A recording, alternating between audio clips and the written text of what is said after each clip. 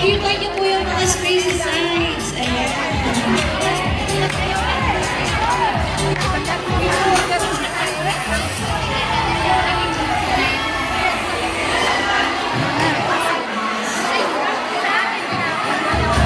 Let's start. In 5, 4, 3, 2, 1.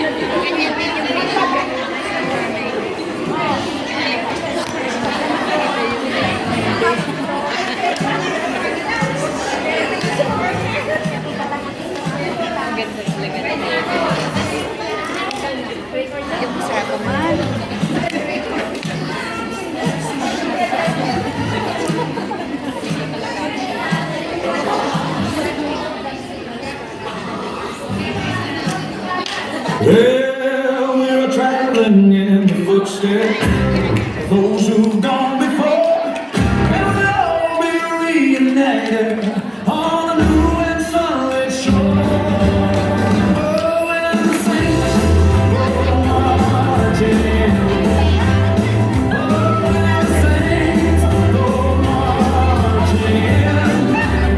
Lord, how I want to be that number.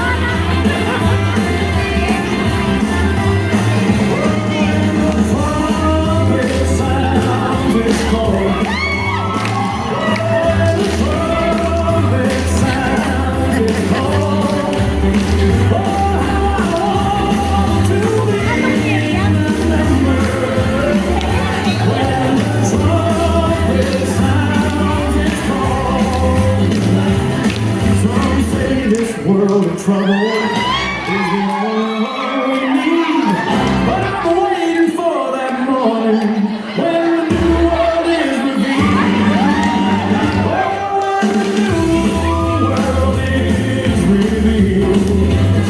Oh, when the new world is revealed. Oh, how I want to be that number.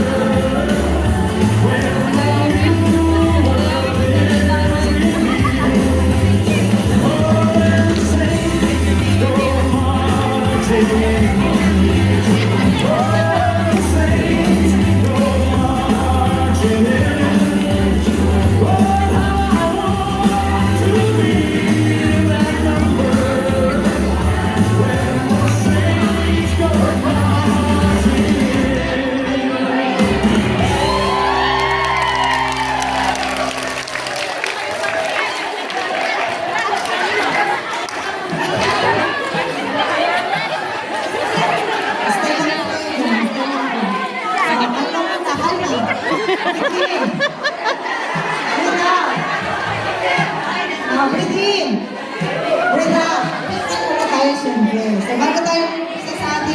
fellowship. Makakaupo na po kayo.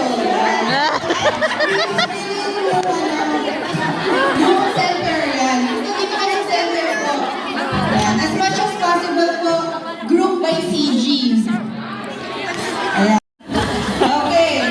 So, magandang hapon sa inyo lahat mga kababayan. So, ito po yung ating first fellowship for 2026. So, welcome po sa ating Women's Fellowship. May mga first-timers po ba dito? First time na maka-attend ng Women's Fellowship? Meron. Ayan, welcome po. I hope this is not your first and last. Sana makita namin kayo ulit. Marami pa ang next fellowship. Yung next na fellowship ay sa Mother's Day.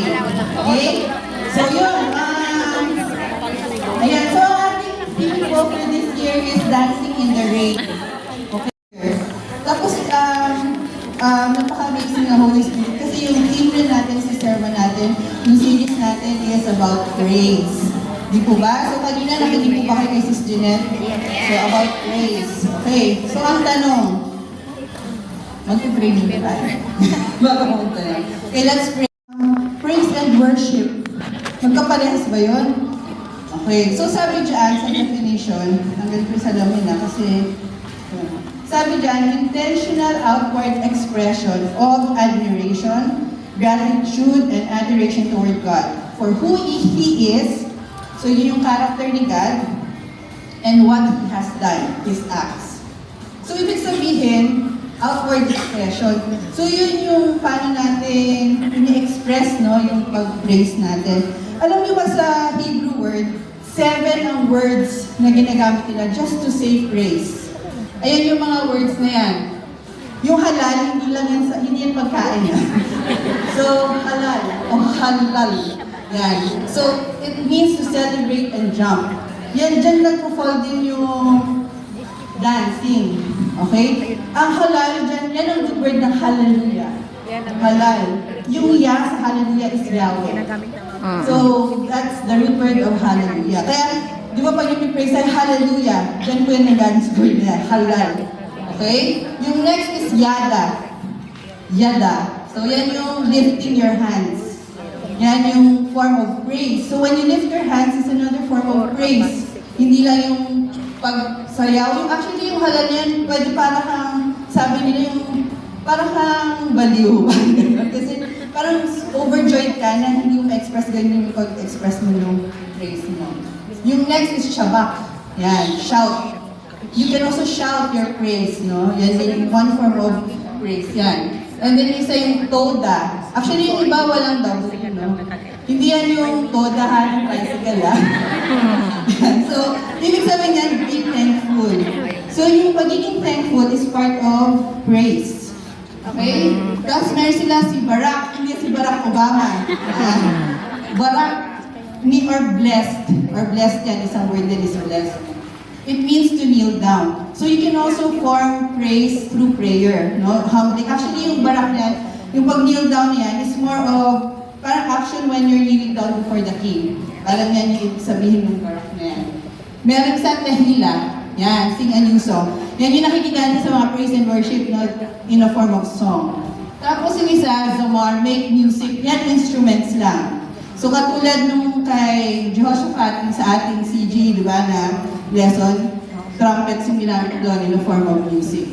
Okay? So, imagine sa Hebrew word, 7 ang ginagamit nilang words just to say praise. Sa atin praise, sa Pilipino, pagpupuri. Tama ba?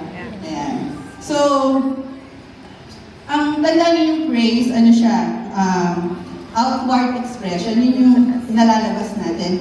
Tapos, ang worship is a deeper inward posture. So, hindi ka pwedeng mag-praise nang walang worship sa loob. Okay? So, worship is, or praise is a component of worship. So, parating magkasama po yun. Kaya nga may time, praise and worship. Kasi nasanay tayo praise and worship, akala nyo kantahan lang. So, you can see how many ways you can praise the Lord. Okay? So, even kneeling, even just raising your hands, you're lifting your arms, even shouting, pero wag mo yung shout na nagagamit. So, shouting your praises to the Lord. Okay? So, yun. So, praising God has the power to raise your hopes and smash your fears. Yun. So, sino ba dito sa inyo ang walang takot? Yes, fearless. Okay, kung kanina sabi ni Sis Jeanette, no, doubt is a natural, natural din na, na reaction. Even fear, no? Minsan may ganun na natin. Pero fear is a spirit din, no? So, dapat hindi yun nananahan sa atin na spirit. So, when we give praise to God, we raise our hopes, no? Ibig sabihin, ina-anchor natin yung pag-asa natin sa Panginoon. Okay, so gising pa po ba kayo? Yes! Okay. So sabi dito, praise shows your trust in God's word, no? And believe that He will keep His promises. So, kasama yun, no, yung mga promises ni God, yun yung pinahahawakan natin when we praise. Okay. So, bibigyan ko kayo ng 3 ways, no, how to uplift your days, no, through praise. So, yung una is, praise will raise your faith. Ayan. So, tutulungan ng praise, iangat yung ating pananampalataya.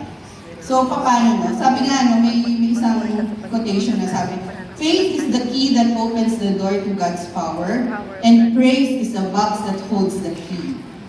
O, di ba? Ang lalim. Sige, explain. So, parang yung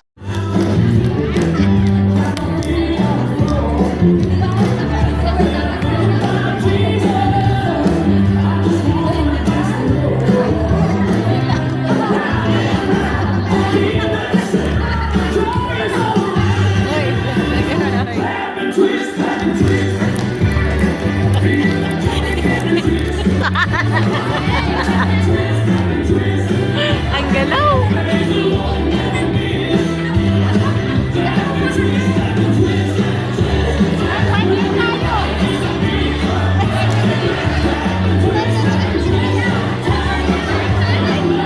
Partner tayo na eh.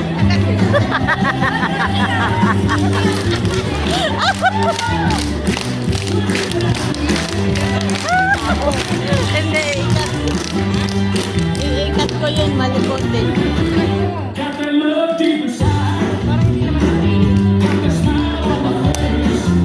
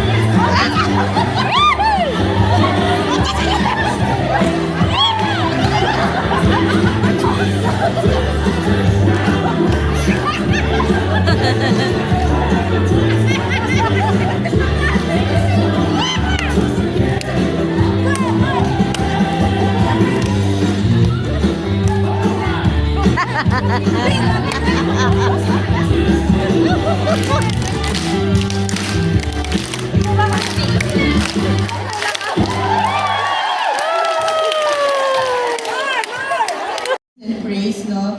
Na habang nasa kulungan, at tapos nangyari, nagka-earthquake, tapos nabuksan yung prison cell.